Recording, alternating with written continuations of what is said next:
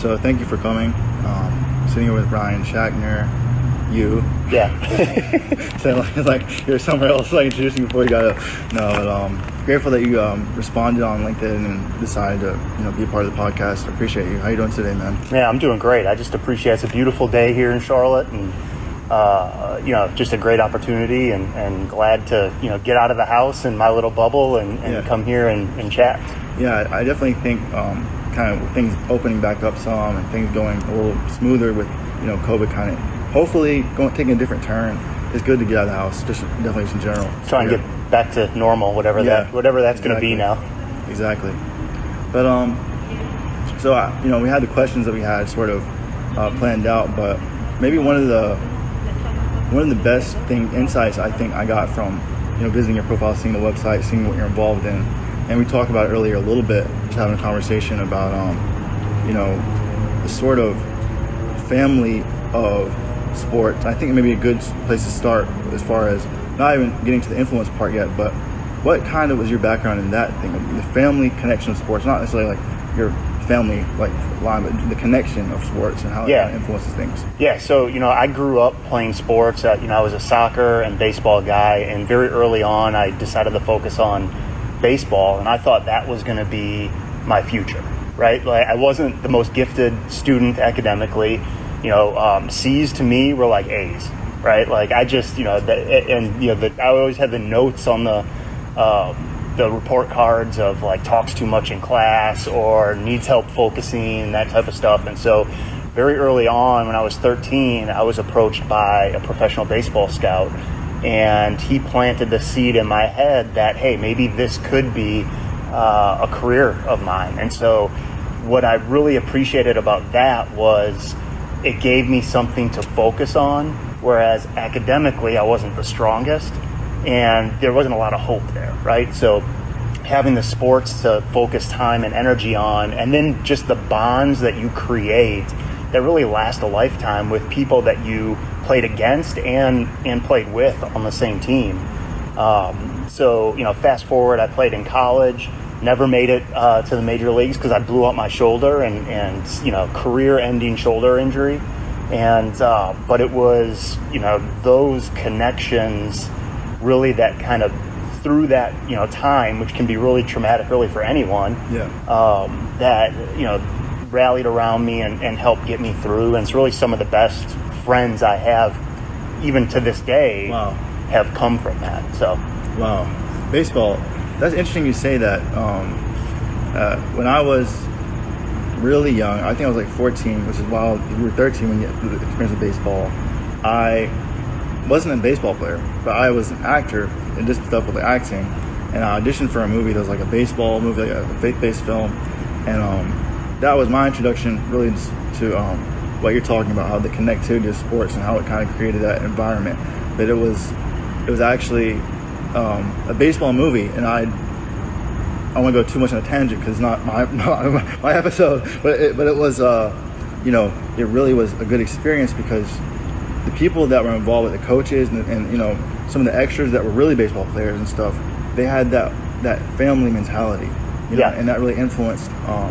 I see how some of them I connect with is still from the movie and stuff, and I see how that influenced their life, having that teamwork isn't the right word, but kind of like a connected, but teamwork, but it's kind of like understanding the value of connection beyond sports kind of sometimes starts with that. I think it's the beautiful thing about sports is you can come from complete different backgrounds, right? You could be the top 1% or you could be at the bottom, right? And you come together as one, as a team, and you're operating towards one specific goal, right? And it takes regardless of sport, it takes a team. Even the individual sports, you have coaches and trainers and all that around, and you're working together to try and accomplish a goal.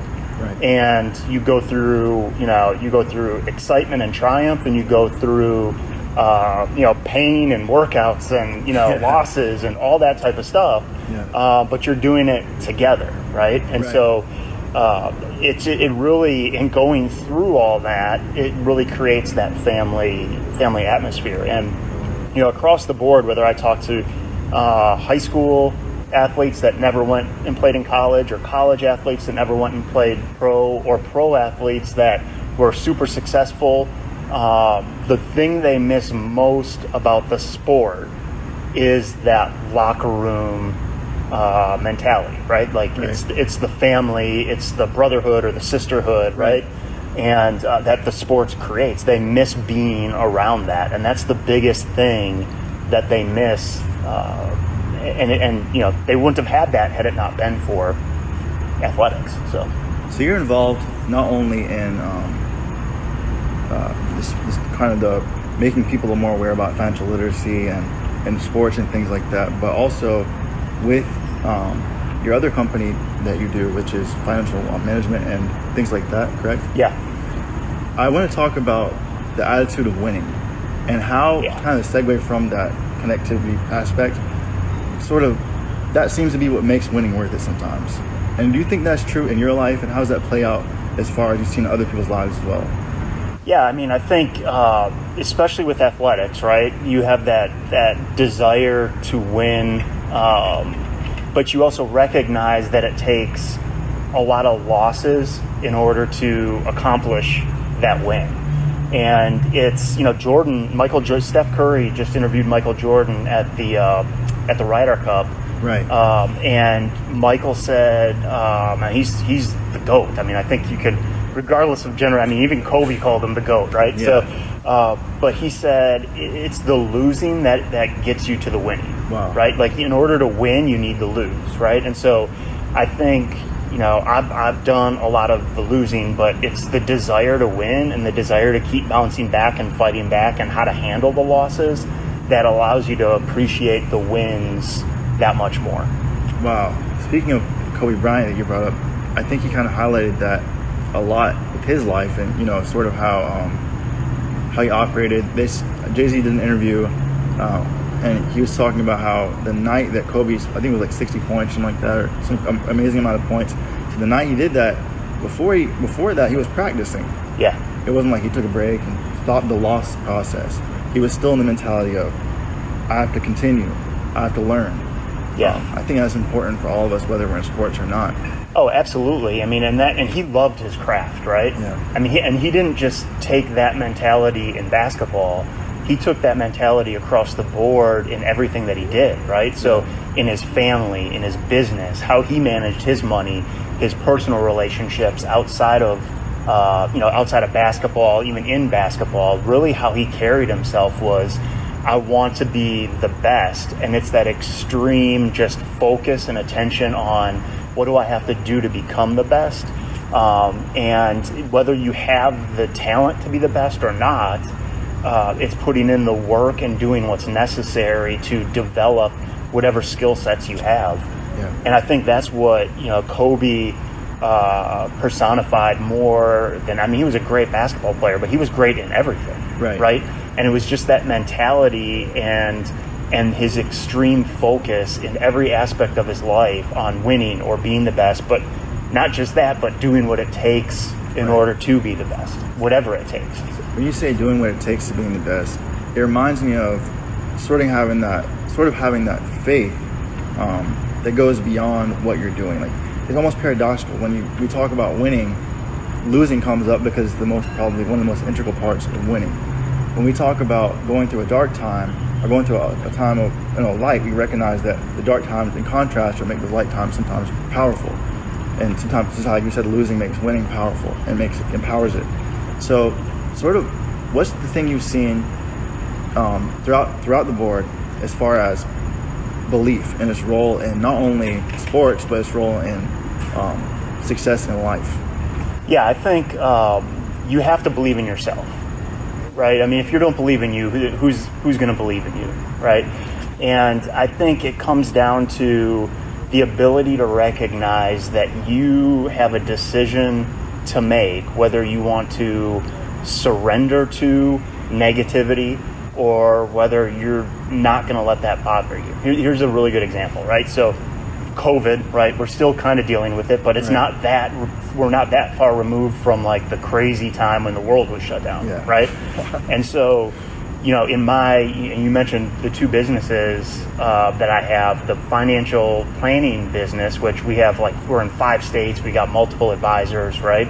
That for 2 months was ground to an absolute halt. Wow. Because everyone was trying to figure out what do I do, right? People were scared, and it was just a crazy time. And so nothing was going on there. Well, we all had a decision to make, right? Do I allow this to happen to me, right? Because it's going to happen regardless. Or do I say, all right, well, now this is a new opportunity, right? So the adversity is presenting an opportunity that I can now take advantage of, right? And create something maybe that I didn't have time to do before, right? And so then that, bring it full circle, that's where the financial literacy / helping people realize their athletic skills can translate beyond athletics and how to maximize that. That's how that whole platform and that business got started. Wow. Right? So it was born in the midst of that sort of time where things were unclear. So sometimes, I guess, clarity can come out of unclarity. Absolutely. I mean, so you're always going to be faced with adversity, right? And so it's your decision. Right. Am I going to let this happen to me, or am I going to take control, right? You may have bad stuff may happen. Right. Right? How am I going to deal with that?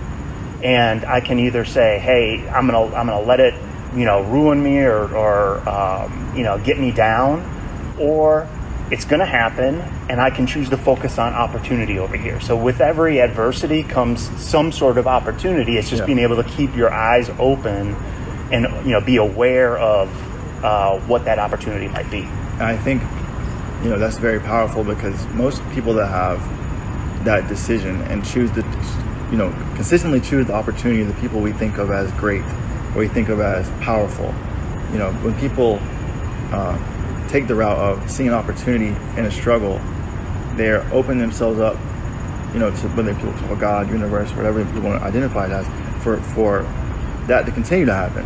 I think sometimes, just like in sports, I guess to an extent, I'm not the best athlete, but I remember when I was practicing, sometimes, whether it was baseball or later golf, you would get in a rut sometimes, and you had this decision to be like, is this what I'm going through to get to the next place, or sometimes it can be easy to identify with that. Yeah. And I think that's something important in life and in practicing sports or whatever, where it's like, a lot of people probably listening to this sometimes are facing things where they're like, man, I feel like I'm doing the steps, and even, whether it's financial decisions, relationship decisions, business decisions, or even personal decisions, where it's like, I need to view this not as something happening to me, something happening that I can use for me and through me to go to the next place. Absolutely. So looking at Kobe Bryant again, right? So he goes to the Lakers. He wasn't getting playing time his first year, right? And he was, 17 or 18 so after the game, the team, right, in order to do their bonding, the team would all go out to a club, or Kobe couldn't get in, right? Wow. So his decision at that point was, man, do I go home and do I pout that I can't get in? Or I've got extra time now, I'm going to go to the gym, I'm going to work on what I have to work on in order to crack the starting lineup, right? Yeah. And so he didn't let it get him down. Yeah. He said, all right, it is what it is. Now I'm going to go, and this is giving me an opportunity now to, excel, right? Yeah. I'm reminded of the Richard Branson example. I'm not know if you're familiar with this story. But when he owned Virgin company like Virgin Mobile, Virgin Atlantic, Virgin Records. When he was in high school, he tells the story of, he got kicked out of high school basically for, I don't know what it was, but something he got kicked out of high school, expelled, I guess you could say. And he had the decision to, his dad gave him opportunity. He viewed it as opportunity, but it was really like, if you as long as you stay out of trouble and you give you a time to do this, but he just got expelled. So he could have viewed that, I'm down on myself, I'm expelled. But he said, okay, now I can do my business. Yeah. And that's what created a lot of the companies that led to him creating, the record label that became the airline that became what he has today. Sometimes which allowed him to own the island. Yeah. So there's a lot of, this kind of can create a domino effect. It's like negative decisions can create a domino effect. Positive decisions can too. Absolutely. Yeah. I think athletics, it teaches you how to lose and how to handle adversity, because not every play, like when you draw up a play with a football team, every offensive play is designed to win, to get a touchdown, Right. They don't draw up a play to only get 15 yards. I mean, every play they draw the line to the end zone, right? But